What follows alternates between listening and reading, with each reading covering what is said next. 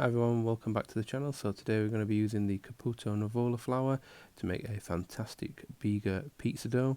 Here is the finished product, so let's get making it.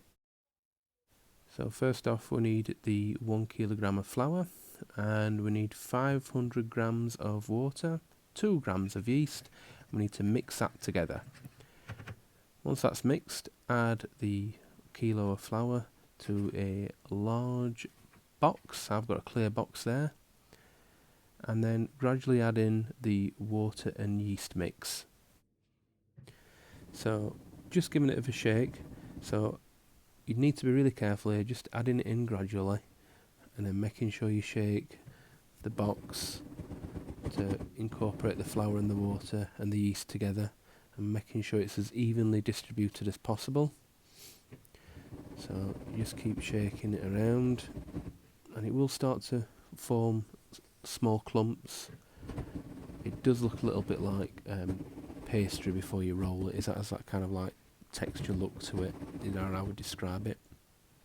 So I'm going to put the last little drop in there, that goes in. Give it a bit more of a shake, and then I'm going to next put my hands in. I'm being really gentle here, and this is just to make sure that all the last bits of flour are all incorporated together. So I'll lift this up now, and you'll be able to see that's the kind of texture that we're looking for with the Biga. So once that's all in, give it a final shake. Here's a bit more of a close-up to show you, and as you can see it's kind of like evenly distributed lumps. There's nothing in there, there's no excess flour at all, so that's 100% all mixed in together. So the next job is to cover it up, because we don't want it to dry out. So once it's covered, and we make sure that it's got a good seal on there, so they say I don't want it to dry out, is we're going to leave it at room temperature for 24 hours. So 24 hours later, time to lift the lid. Let's have a look what this looks like. First thing that hits you is the smell. It smells really, really nice. You can tell it's been left to ferment. Second thing is you notice that it's expanded a little bit. And the third thing that you notice is more clumped together. So if you were to shake that box, it wouldn't move around as easily as it was doing earlier. So there you go, you can tell it's a bit more stuck together. And what we're wanting to do next is to make that into the pizza dough. So first off, what I've got here is I've got 200 grams of aired water. Now, we're not using a mixer today. We're going to be doing it all by hand, so I'm going to gradually add the Biga to the water. And then what I'm going to do next is get a fork, and I'm going to start to mix it all together, and that Biga should start to melt into that water. So it's really, really nice and easy to use this at first. It gets harder and harder and more difficult to mix as we go through, but for now it's just developing into a nice, what you would say is almost a poolish. So adding a little bit more gradually at a time, and what we'll end up with is that it starts to get air bubbles in there, and you can really start to see that the yeast is coming back to life, and it's reacting to the water that's in there already. So there you go, I'll show you now. You can see the air bubbles, so the mixing and the yeast are creating that air in there. I'll continue to give that bit more of a mix. And it really, really does start to become more difficult to mix. So one of the things I'll be doing in a second is I'll be exchanging the fork for a spatula to mix it around a little bit easier. So here we go, into the spatula now. So there's about 25% left to mix in.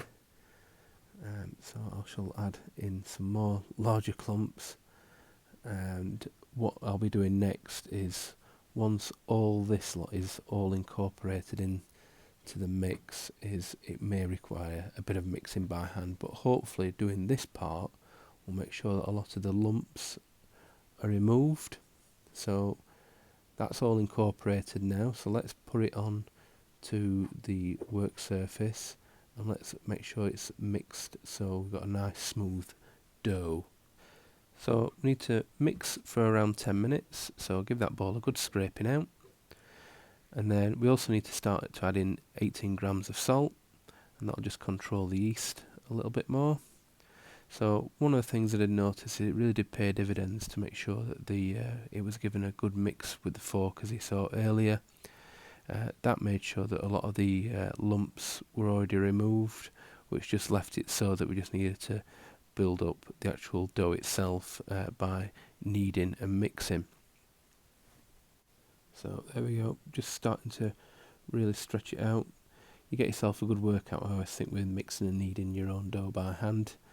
Yes, you can use a machine, but there's nothing quite like getting stuck in, getting your hands in there. So just stretching it out, trying to build the dough up, and as you'll notice, it's really quite coming quite clean off the work surface. So the next step is we just need to let that have a bit of a rest. So we're going to let it rest for 1 hour. We're going to cover it up, there we go, and leave it for the hour.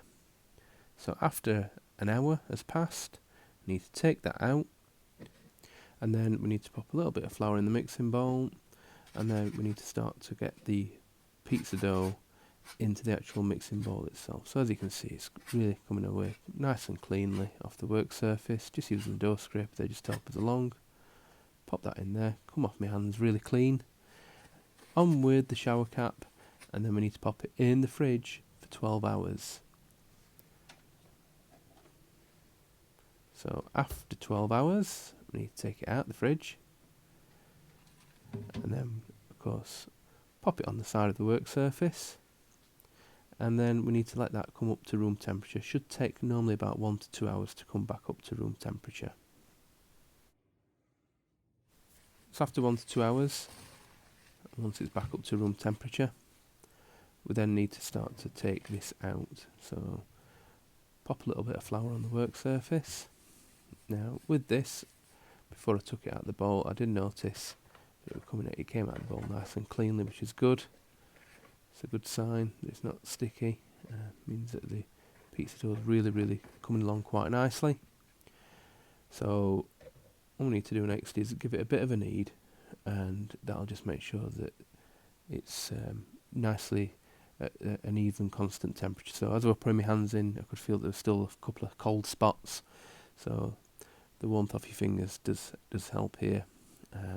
So you'll see from the pictures it is slightly still a little bit stiff, so probably could have done with leaving a little bit longer at room temperature, but just playing around and just kneading the pizza dough, it did put in a little bit of extra temperature.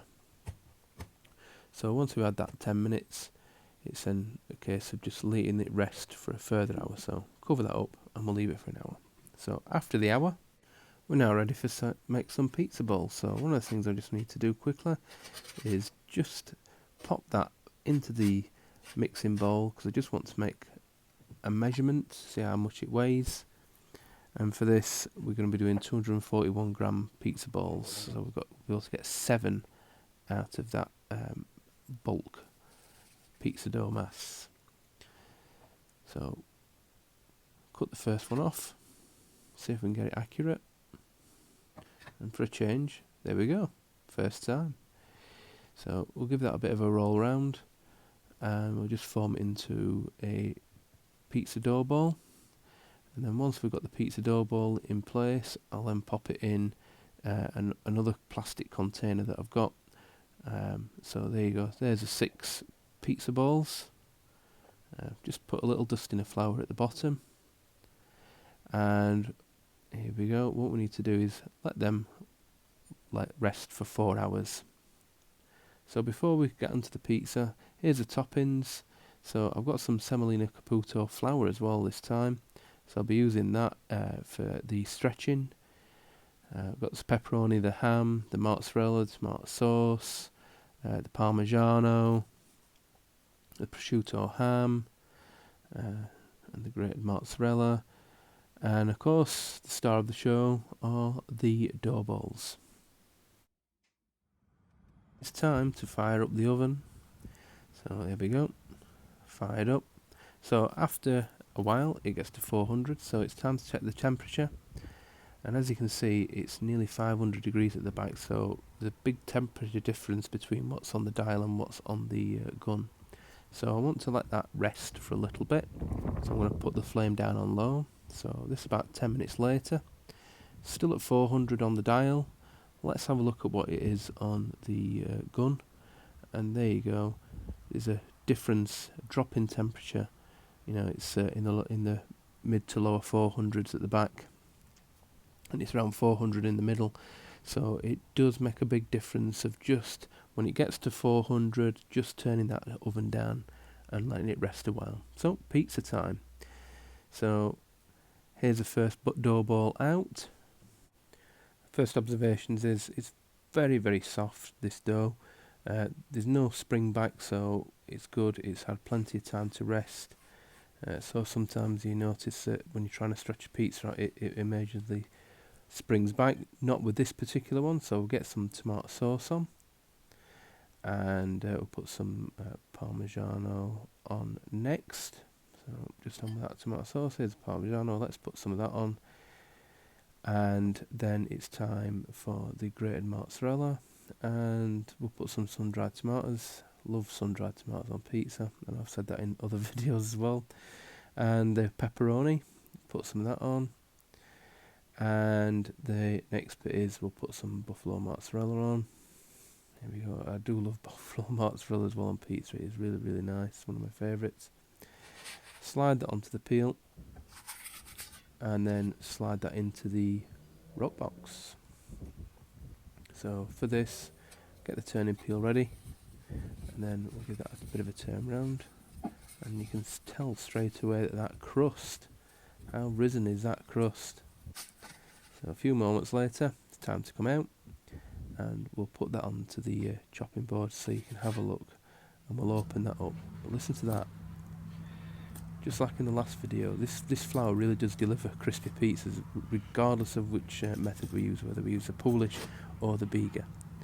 So we'll open it up, just listen. Wow, very crispy. So let's slice that up. This were a really nice pizza. It's making my mouth water, doing the voiceover for it. So let's open that up. Look at the size of that crust. Absolutely fantastic. So here's another one that we did, and again, nice crust. So if you like the video, please give it a thumbs up. Please give me a subscribe. It really, really does help the channel along very, very nicely. Thanks to those who have subscribed, and we'll see you the next time. Bye for now.